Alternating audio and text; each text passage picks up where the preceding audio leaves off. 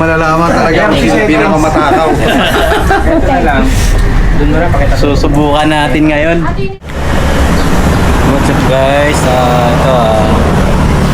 Dito tayo ngayon sa Yumis Lechon. Kakasa tayo ngayon sa challenge ni Yumis. Riders Edition. So, ayan. Pupunta na tayo dun sa loob.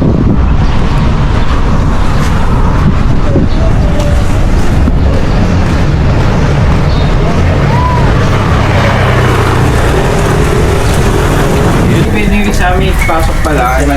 So ito si Yomis.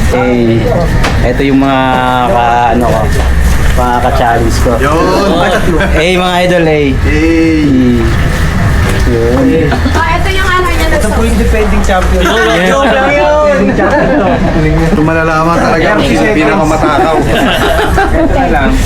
Doon mo na pakita. So subukan natin ngayon. Ito yung kalpate. Shoutout nga pala sa mga dati kong ka-workmate na sa Optical Works na nasa SM South Mall branch, kina Dukli, Ate Bridget, Angela, Ariel, at syempre sa napakagwapong optician namin, Kuya Rhodes. Shoutout sa inyo.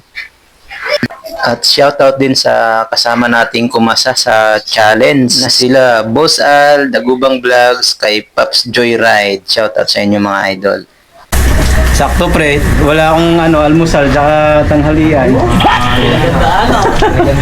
Ayun na yung lechon. Isang buong lechon.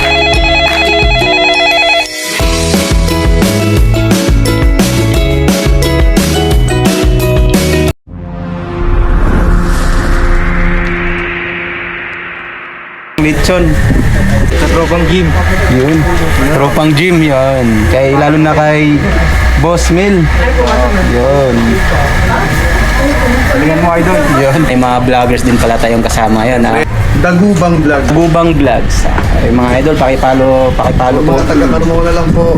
Yun. May mga vloggers din pala tayong kasama sa challenge ngayon. At ayun na nga guys, malapit na umpisahan. May mga nanonood din. Napipressure tuloy tayo. Makakanguya kaya tayo nito mamaya. Ayan, so, for 800 pesos sir, ready ka na ba? Ready na, ready. Okay. So, for 3, 2, 1, go!